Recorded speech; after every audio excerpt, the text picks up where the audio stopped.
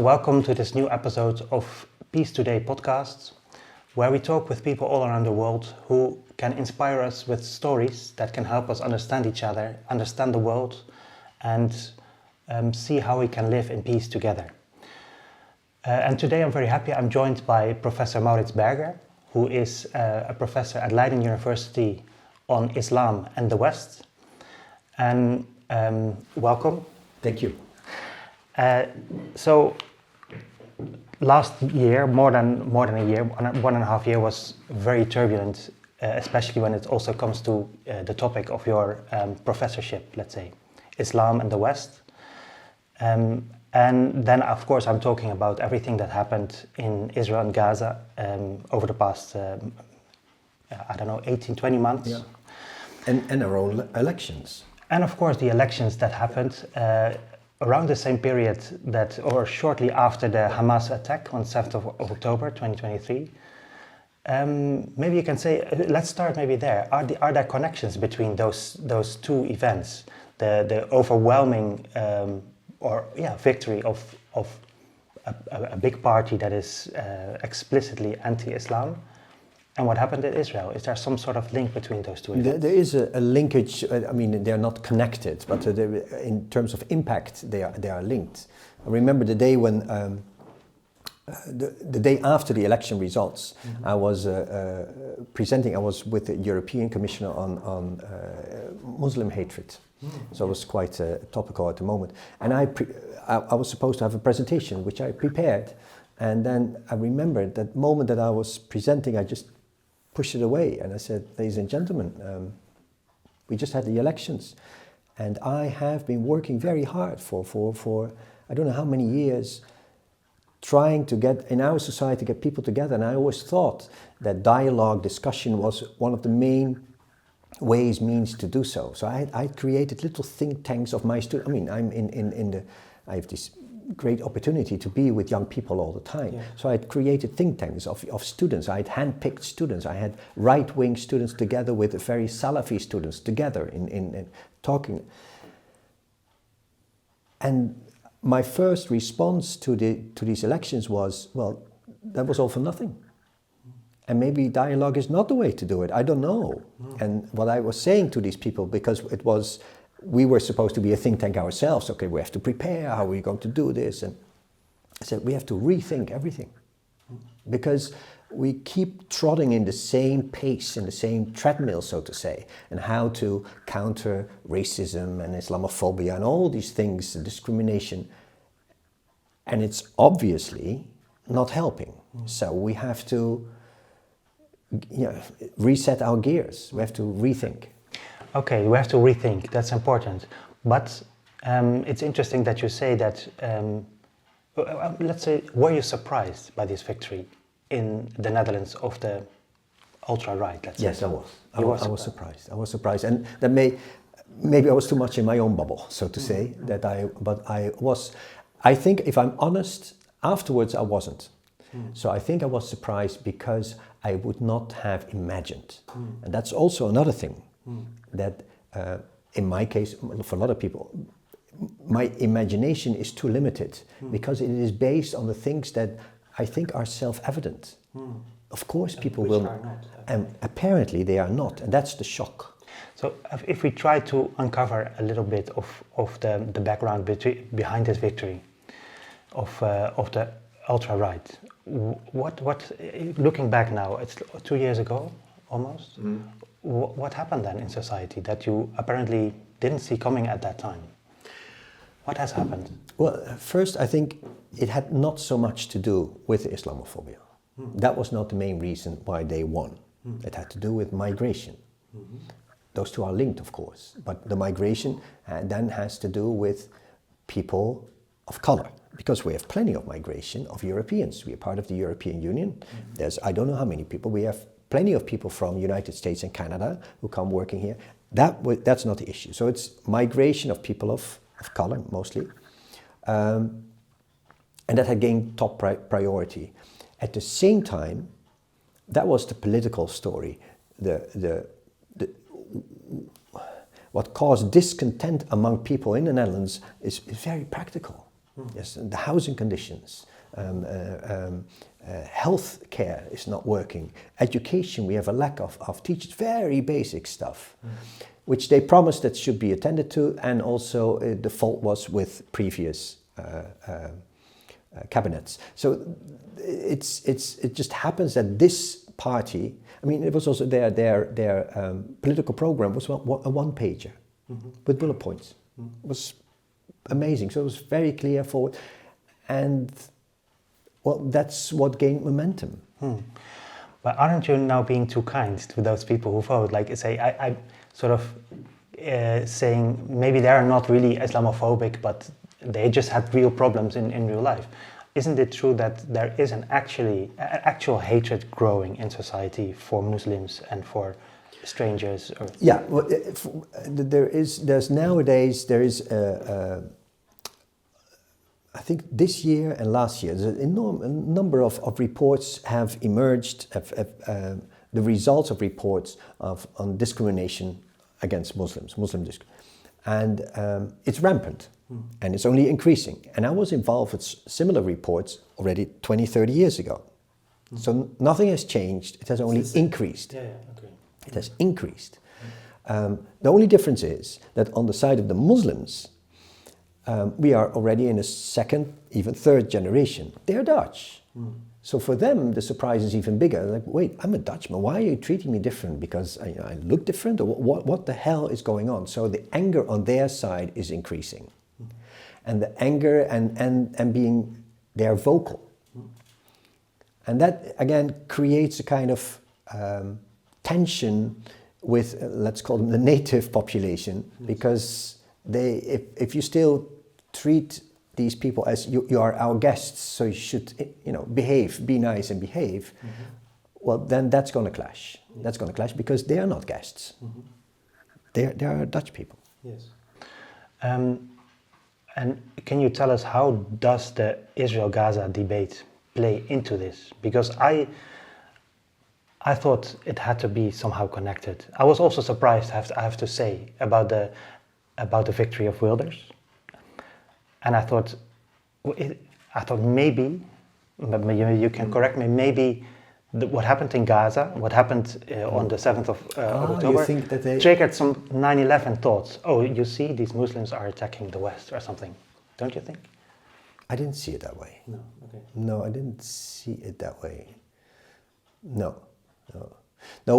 It did have an effect in the sense that especially the Muslim population was I think more than, well, not all, especially the Muslim population in the Netherlands is very closely connected with what's happening there.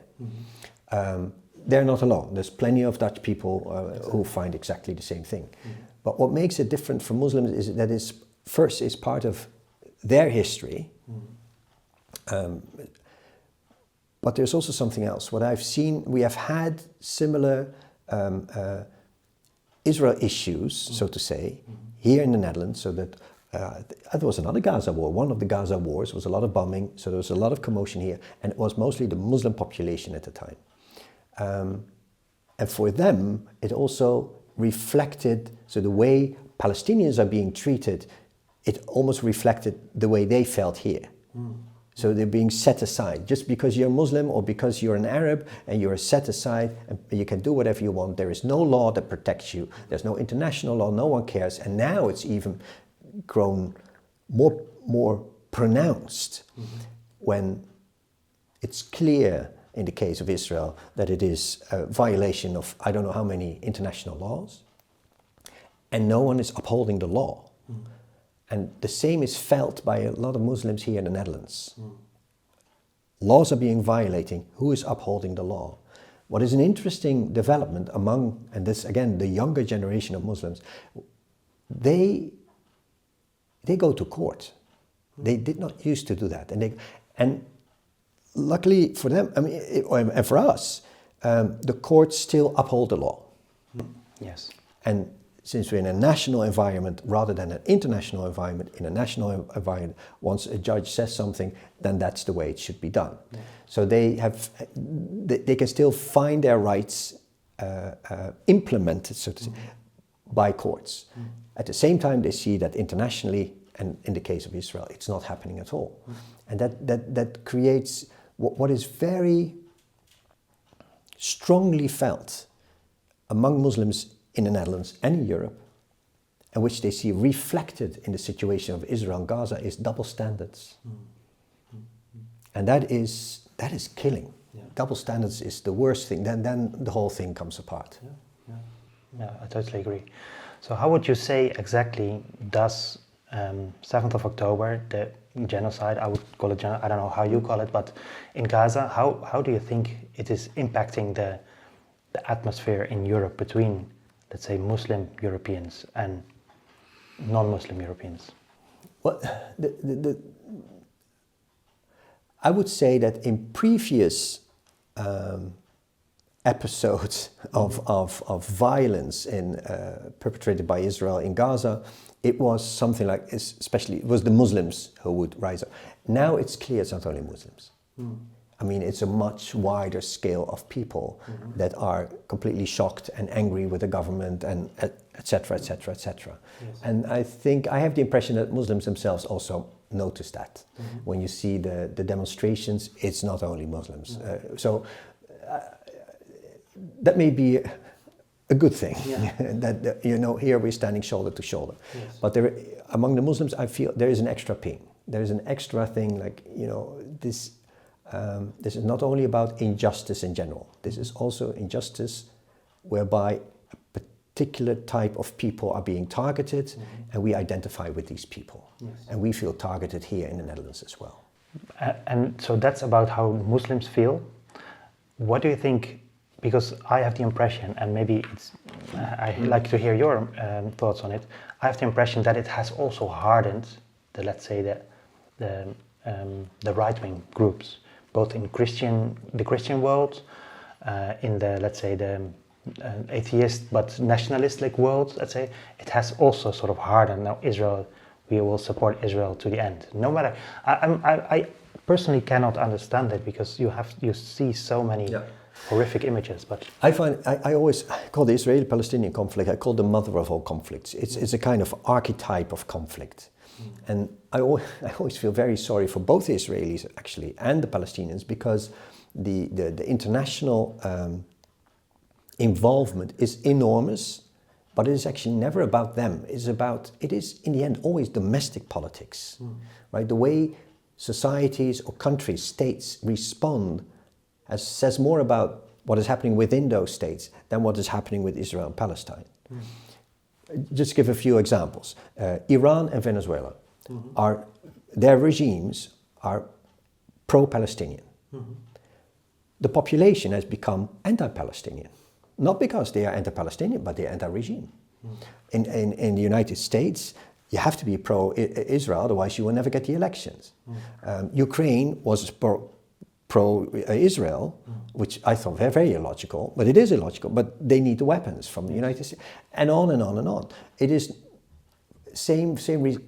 In Europe, it's Ireland and Spain that are most critical of Israel. And that can be, it's because of their own backgrounds. They have both suffered forms of oppression, and they can sympathize. Germany is another. So it's all these individual stories that play out. What I find very disconcerting, and I'm being very nice here, is that in the Netherlands, all the discussions are now being played out along the lines of anti-Semitism. Yes. That has become the ultimate accusation, and that I find very problematic. Because, I mean, there's plenty of Dutch Jewish people saying, well, I mean, it is wrong what is happening there, and that has nothing to do with anti-Semitism. And to put that together, to politicize it in such a way, but again, that is domestic politics. It says a lot about Dutch politics, nothing to do about Israel.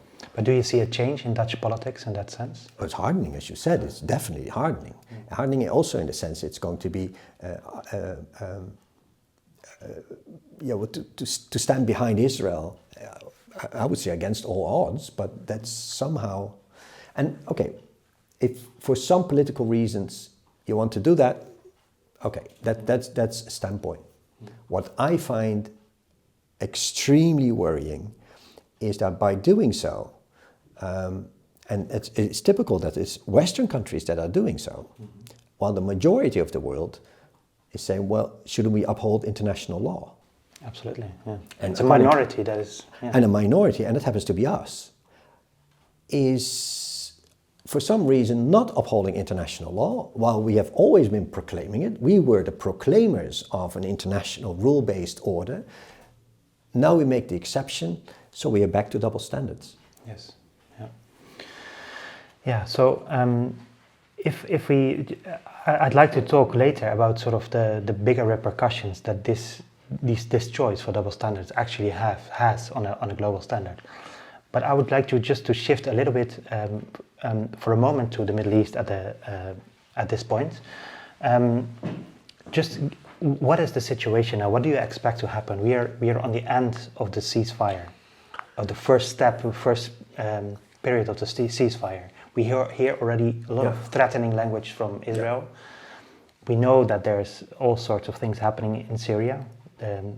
Well, it's can you give a sort of... Okay, well, there's separate chapters almost. I mean, when it comes to Israel-Palestine, I mean, people often ask, what I don't know, right? We're talking about predictions, I don't know. And the only one who can tell us, when journalists call me, say, find yourself several Israel specialists, because Israel decides. I mean, Arab countries are talking, I don't know what they are going to do. Israel decides. Yes. Israel can, with impunity, can do whatever it wants. It can drop bombs or it can not drop bombs. It can enter in peace. It can close doors. It can give food, whatever. There's no two parties. There's one party, Israel, and Israel decides. So if we want to know what's going to happen, we have to have a look into Israeli politics and really into the deep heart of the politics, which I don't have. I don't know. Right now, those who are in the saddle, I foresee the worst. On the other hand,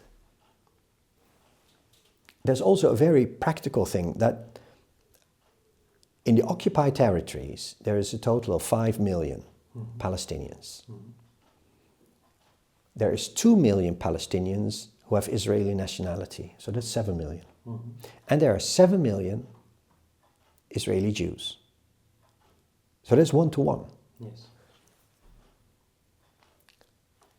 Even if we try to get in the heads of these very staunch Zionists, whatever, you want to have this whole of Israel all for yourself and all, you cannot get rid of 5 or even 7 million Palestinians. You cannot push them away. You cannot put 7 million people in buses. You cannot kill them all. I mean, you can kill a lot of them, but not all of them. So you cannot get rid of that. So what? So then what? I mean, that's the end game. So for me, at the moment, I see it as the zero game is, okay, we are stuck with a lot of people we don't want. Okay, now, and then what do we do? Yes. Because all the military options, it's gone. So that's Israel and Palestine. When it comes to the Arab world in general, I've lived there for a long time, and it's my home. I love it, but I'm very cynical when it comes to any kind of Arab support for Palestinians. It has actually they've never been supportive, and the Palestinians know it. That's why they had such a dramatic outbreak. I mean, that's a way to put yourself on the map. When it comes to Syria, it's yet another ballgame. I've lived there for a long time. I find it fascinating what is going on, but very tough. We are talking a post-civil war situation, and we are talking a post-totalitarian regime situation. How can you redo that? What I find promising is that the person in charge now is and behaves very much as a Syrian. Meaning he is proud being a Syrian and a Syrian legacy. And the Syrians have always been proud of being such a mosaic of peoples, languages, and all of that. I know that what I read in newspapers is that on the European side there's a lot of concern about, are they going the Islamic way? So one of the things we forget is, I would say since the 80s, Syria was already being very, very religious. Again, that's the large majority of people that we never saw. What we saw was the people in the streets, and that's miniskirts and the latest Botox kind of lip. But they have always been the minority in the big city.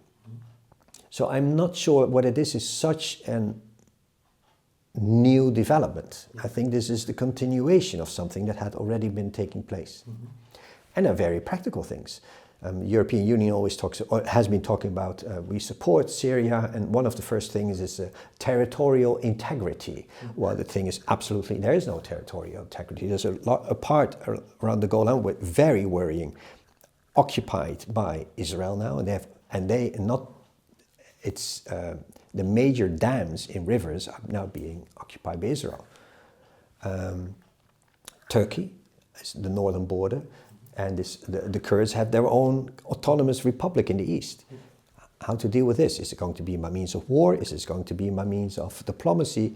And there's a lot of juggling that this new leader has to do. So far, I think he's doing well. Okay. Yeah. So it's hard to predict basically. Absolutely.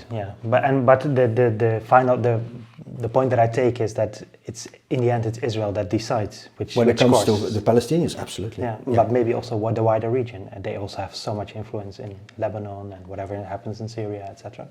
You mean that Israel can decide what it will do with the wider region? Yes. Yes, absolutely. Yeah. Well, that was clear what they did in Lebanon. It's clear what they're doing in Syria. They now do precisely what they want. Yeah. And again, it's with impunity. So I mean,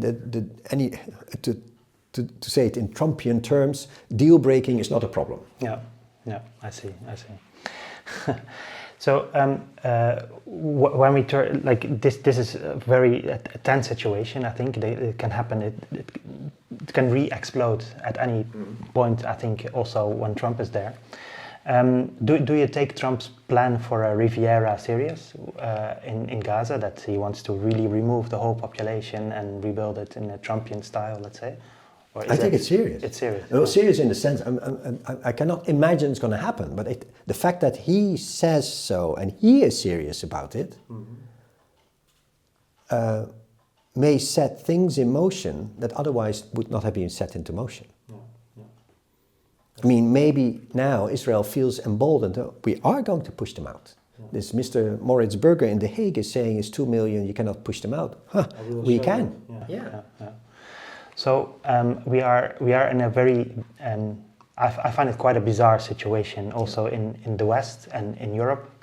We've recently had the whole spat in the White House between Zelensky and Trump. Very, very many things seem not to be what they always seem to be. No, you've been saying in this at the start that you didn't expect Wilders to win. Well, I think it seems that we are up for a lot of surprises, doesn't it? Yeah. So, what has happened in that sense? What is actually going on that things that we took for granted are now suddenly possible or impossible? Yeah. How do you see it? Yeah, and that's exactly, and I've been struggling with that for the past months, actually ever since the elections, our own elections. And I've come, for myself at least, to the realization that everything that I hold dear, but also self-evident, I'm not saying that I should give it up, but I should not treat it as self-evident. It's clearly not self-evident to many others. That means that people who share this idea that I have, like, okay, well, these are the principles that we hold dear. It's the basics. The basics. The way we respond to all, I mean, every time we are responding all the time, right? We are reacting from that basis. How could you say that? Because you should do. How could you do that? Because. And that's our response, and it's an utter frustration. Absolutely. Yeah. And the way I see it now is, okay, I don't want to keep responding anymore because it taps my energy. That's one. And I prefer to use my energy to build something, to make something. And therefore, for me personally, I'm not saying everyone has to do it, but me personally, I've kind of come to the decision that I should kind of retreat, not give up. But one of the things that should be done, that what is self-evident, should be shown to be self-evident. We have to make... I'm a typical rule of law person. Yes. I would say that's the rule. I'm a lawyer by training also, so I would say that's the law, that's the law. And people will laugh in my face. What the hell are you... Who cares about the law? Who cares about the law?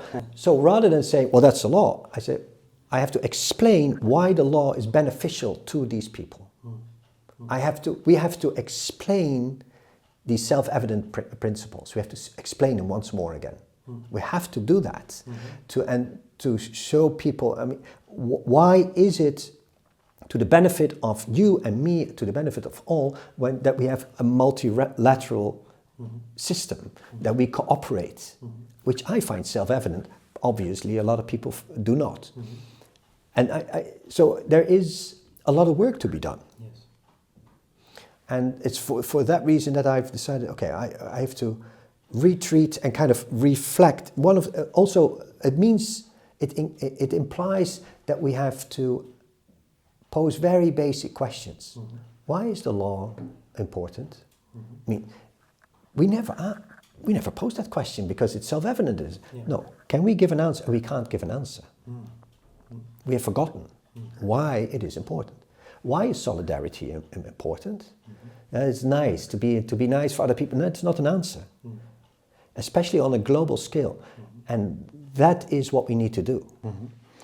So yeah, it raises a lot of questions with me also, because I wonder, do we really have to repeat, or we have to be aware of those things that are apparently self-evident for us in the first place, and we have to, but is it enough to re-explain? Because people will say, yeah, whatever, I don't believe you. No, it's not to explain. It is actually, you have to make clear or to show why it is to their benefit. We don't have to explain Montesquieu, trias politica, blah, blah. No, if there's no law, then you, within a week, or your son or daughter, in 2 weeks, you might get in trouble because of this, this, and that.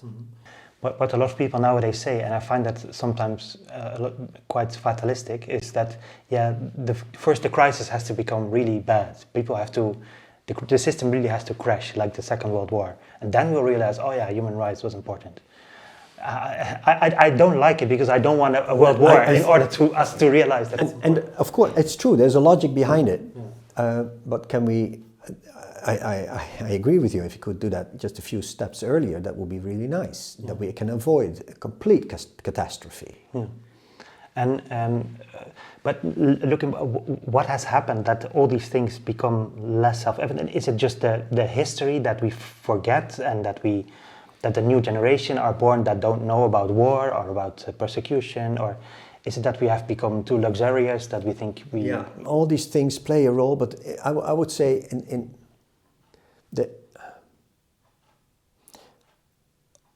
what you see on every level, so it's interpersonal, on a local, on a national, on an international level, what you see is that there's more than one player.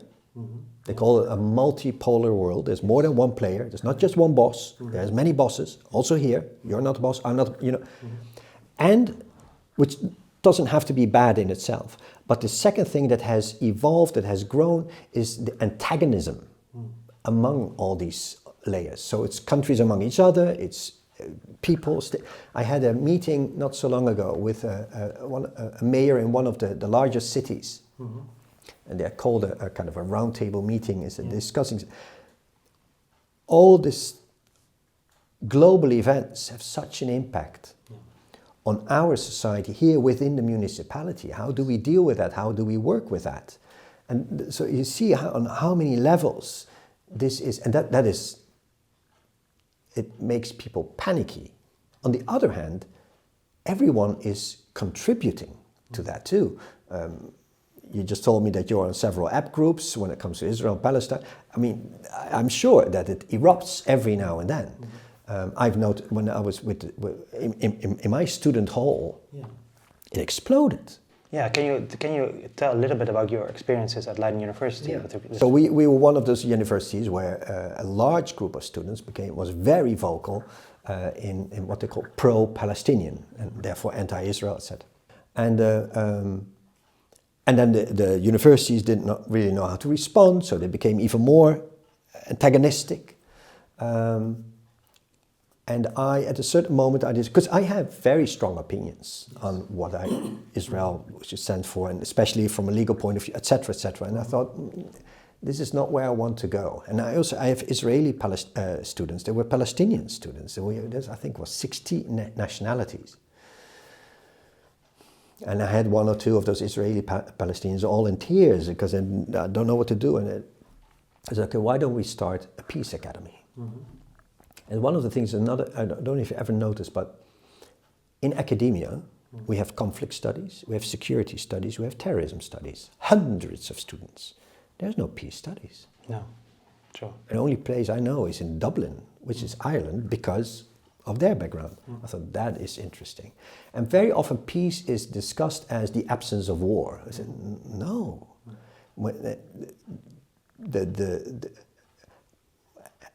The absence of peace is already felt. I mean, as I said, on the local, the national, on all those levels.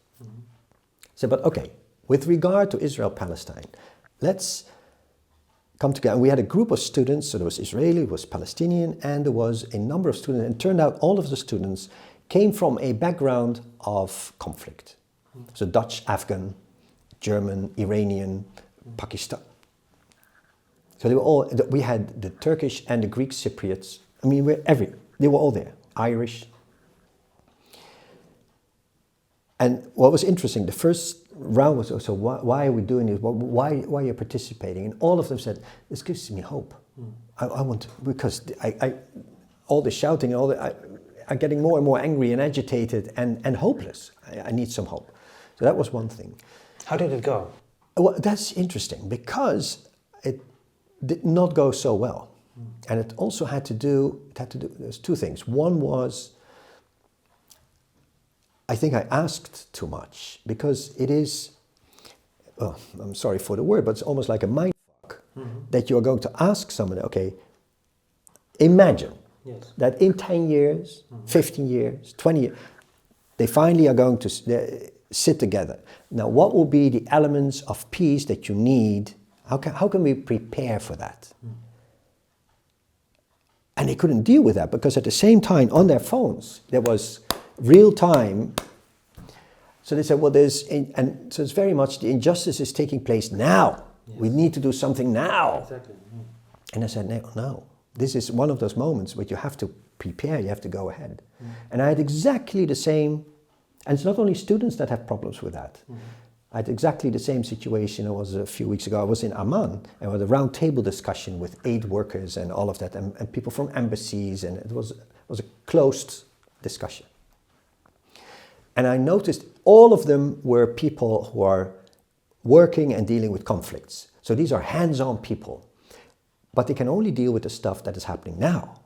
So when I came with, okay, step back, because I told them, I said, listen, I teach this politics of the Middle East class. 3 years ago, we didn't talk about Israel-Palestine. There was nothing happening. Well, there's a lot of brewing under the conflict.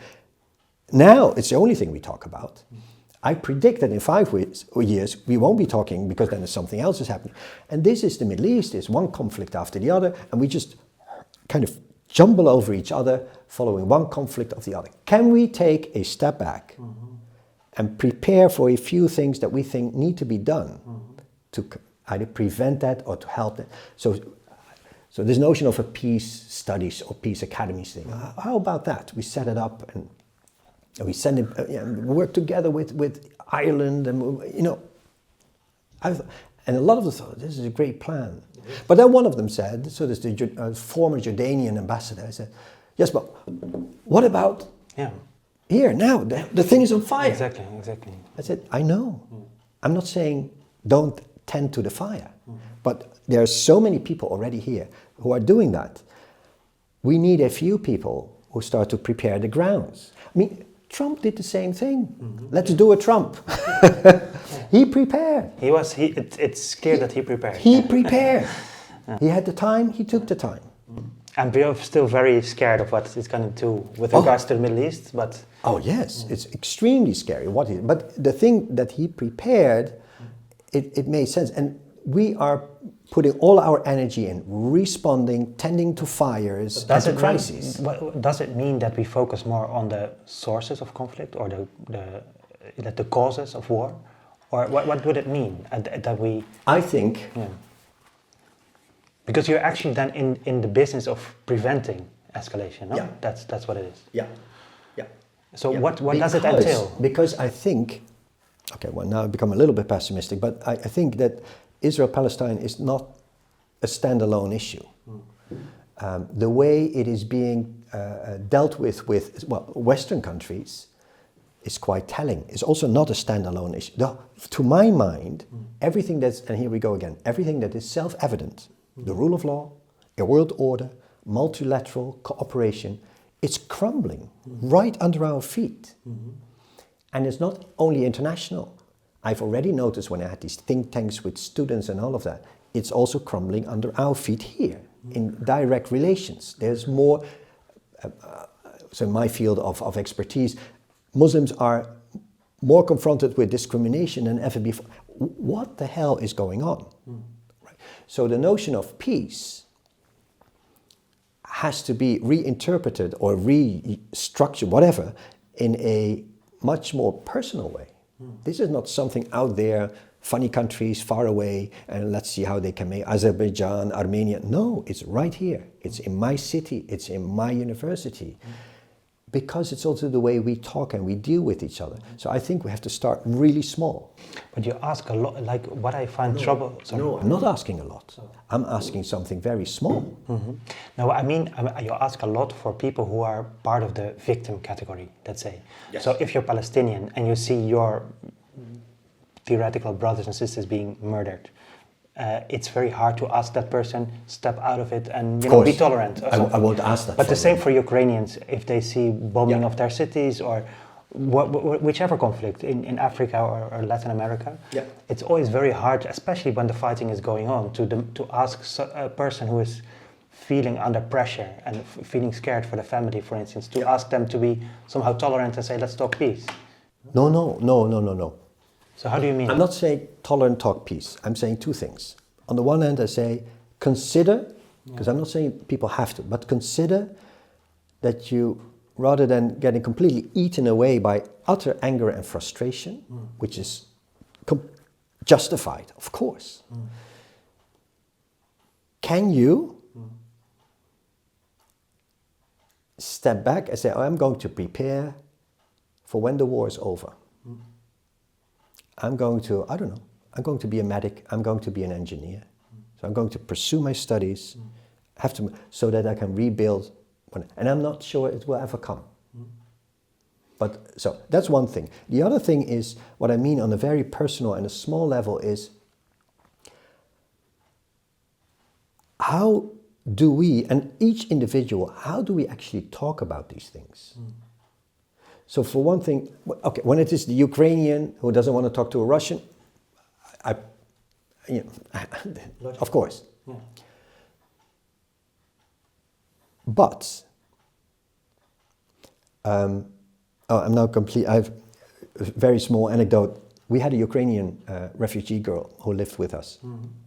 She was only into hard rock music, and then at a certain moment there was a classical music. Said, why don't you come? And then it's about one of them is Ukrainians. Oh, then she come. And there was cello piano, and the cellist was a famous Ukrainian player, but the piano player, Russian. And she was about to stand up. I said, no, let's just listen it out. And she loved it. So we walked up, and it turned out that the Ukrainian was kind of full of himself. He walked out, and the lady of the Russian lady was actually very nice. And it was also something very special. What happened there, a different music, completely different field. But what I want to say is that the other thing is that what you do on a personal level is what I've noticed with students especially, but actually everywhere, is that they cannot make a distinction between what I call understanding and condoning. So when I say, within an academic environment, in general, it's my personal thing, but also in an academic environment, I have my ideas about Israel, personally, but I want to understand why, what makes them tick, how does it work? That already for most of those students is no go. It's too much. That's no. Why would you understand a Nazi? Or Yes, yeah. And the thing, but I said the same thing. I hate Trump with a passion, but if he comes here, we're going to invite him. I want to talk to him. And yes, we're going to grill him, but I want to understand him, not to judge him. Judging is afterwards. I first want to understand. Isn't it different for people who are really victim? Of course, we are not victims. If you're pure the victim, different thing. But not everyone is, but that's the thing. Everyone has become a victim now. Yeah. There's a victimization.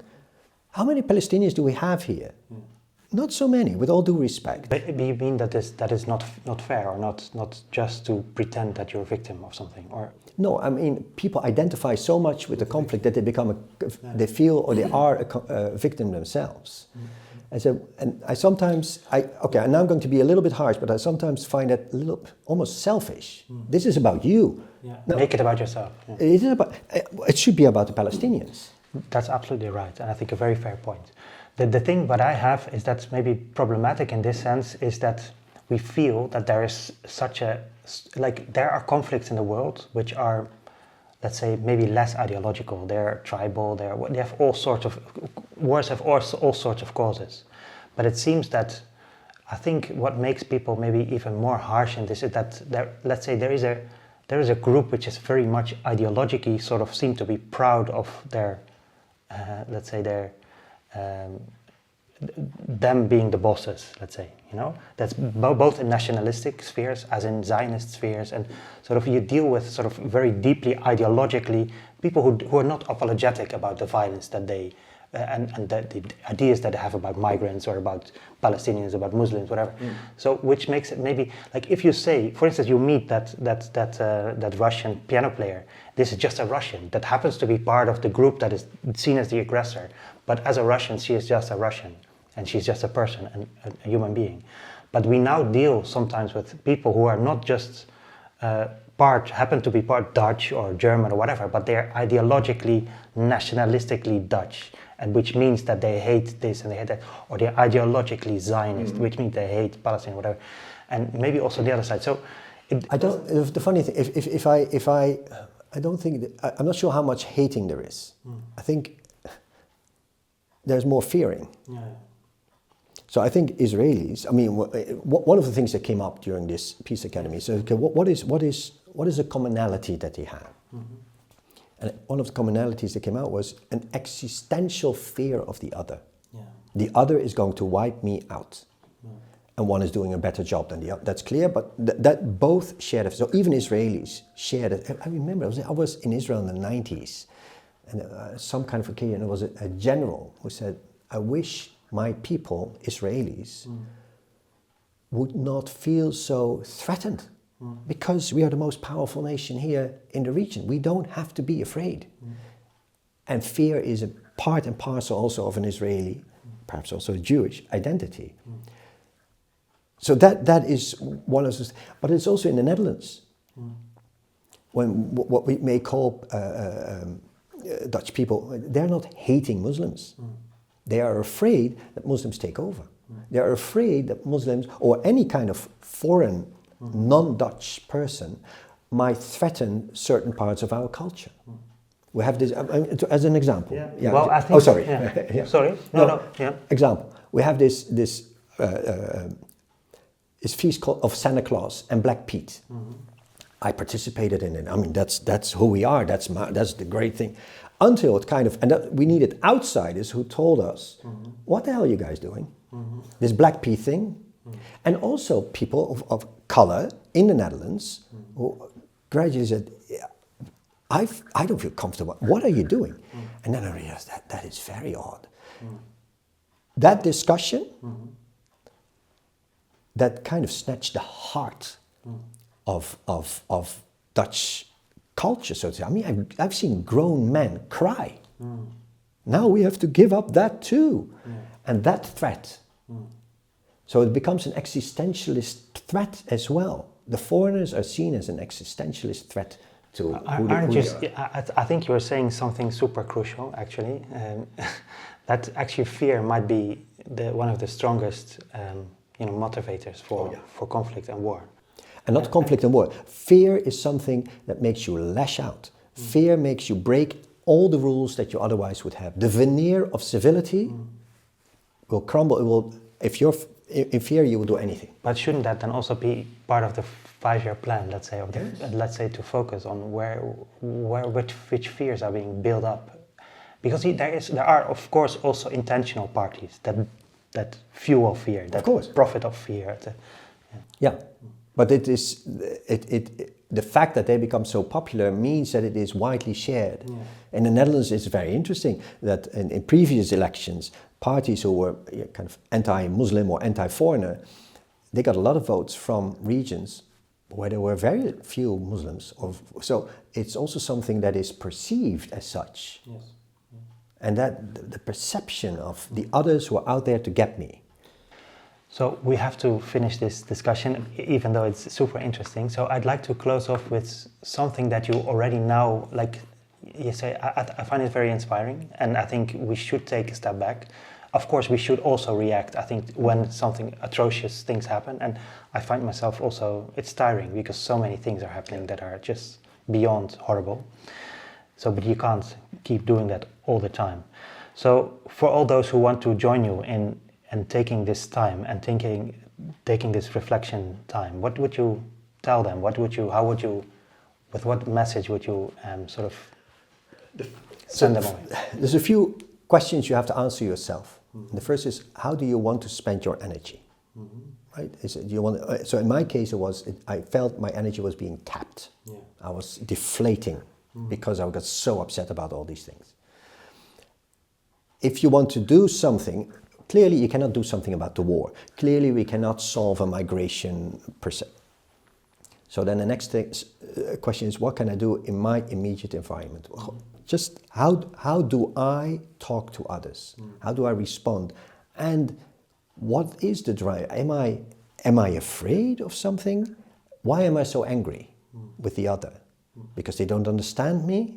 Can I try to understand? So it's very basic stuff. It is communication 101 that we have to go back to. Because I think the root cause of most problems that kind of are threatening peace is the antagonism, in the way we communicate with each other.